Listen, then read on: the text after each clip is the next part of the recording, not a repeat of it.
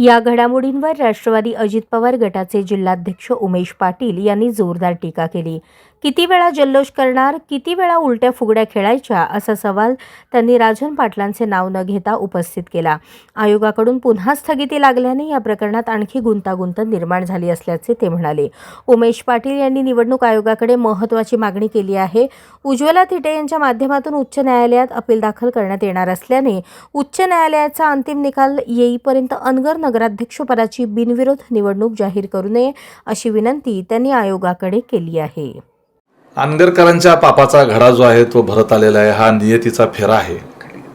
2-2, 3-3 वेळेला त्यांना फुगड्या खेळायची वेळ येते आहे। किती वेळेला फुगड्या खेळायच्या आता वयोमानानुसार ते झेपायचंही नाही। परंतु आम्ही आता आमचा उज्ज्वला थिटे यांचा जो अर्ज न्यायालयामध्ये अवैध ठरवला गेला किंवा आमचा अपील फेटाळलं गेलं त्याच्या विरोधामध्ये आम्ही उच्च न्यायालयामध्ये दाद मागणार आहोत। राज्य निवडणूक आयोगानं अनगर नगरपंचायतीच्या नगराध्यक्षपदाच्या निवडणुकीला जी स्थगिती दिलेली आहे ही स्थगिती तोपर्यंत कायम ठेवावी जोपर्यंत उज्ज्वला थिटे यांचा नामांकन अर्ज अवैध ठरवण्याच्या संदर्भातला अंतिम निकाल उच्च न्यायालय देत नाही तोपर्यंत ही निवडणुकीला स्थगिती द्यावी अशी मागणी आम्ही उच्च न्यायालयात करणार आहोत। नेमके आणखीन बाकीचे काय मुद्दे असणार आहेत की जेणेकरून तुमची केस स्ट्रॉंग होईल उच्च न्यायालयामध्ये? या उज्ज्वला थिटे आणि अनगर नगरपंचायतीच्या संदर्भानं संपूर्ण राज्यभरामध्ये चर्चा झालेली आहे आणि त्याच्या बाबतीमध्ये आपण सगळ्यांनी त्याचं कव्हर देखील सगळं माध्यमांनी केलेलं आहे। उज्ज्वला थिटे यांनी अर्जच भरू नये, त्यांना भरताच येऊ नये याच्याकरता सुरुवातीपासून षडयंत्र केलं गेलं। पहिल्यांदा त्यांचा मतदार यादीतलं नावच त्यांचं काढून टाकण्यात आलं। त्यांनी संघर्ष करून, आंदोलन करून आणि न्यायालयीन प्रक्रिया राबवून मतदार यादीमध्ये नाव परत आणलं। त्यांना अर्ज भरण्याच्या करता रस्त्यावर, नगरपंचायतीला जाण्याच्या रस्त्यावर गुंड उभे केले गेले। गाड्यांमध्ये बसून गुंडांनी पाठलाग केला।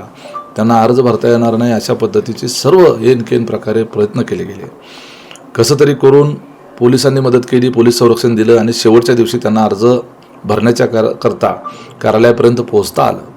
त्याही ठिकाणी अधिकाऱ्यांनी षडयंत्र करून जाणीवपूर्वक त्यांच्या उमेदवारी अर्जामध्ये त्रुटी राहतील अशा पद्धतीचं व्यवस्थापन केलं आणि संबंधित सगळे गॅजेटेड ऑफिसर, आरो हा क्लास 1 ऑफिसर असतो, निवडणुकीला उमेदवारी अर्ज भरणारा उमेदवार हा कदाचित इलिटरेट पण असू शकतो, तर त्या ठिकाणी ती व्यवस्थाच आरोची याच्यासाठी आहे की संबंधित उमेदवाराला अर्ज भरण्याचा जो क्लिष्टता आहे त्याच्या ज्या तांत्रिक बाजू आहेत ह्या तिथल्या तिथं त्या ठिकाणी त्यांनी करेक्ट करून व्यवस्थित उमेदवारी अर्ज भरता यावा।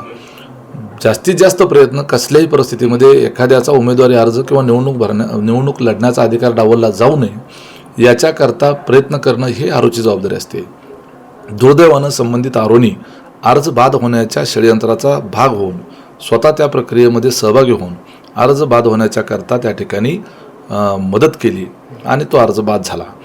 उज्ज्वला थिटे यांचा अर्ज बाद होण्याचं हे जे षडयंत्र आहे हे षडयंत्र आम्हाला उच्च न्यायालयाच्या समोर मांडायचं आहे आणि अनगरकरांची 70 वर्षाची बिनविरोधची परंपरा मोठी का या देशामध्ये लोकशाही आणि राज्यघटना मोठी याचा निर्णय उच्च न्यायालयाला करावा लागणार आहे।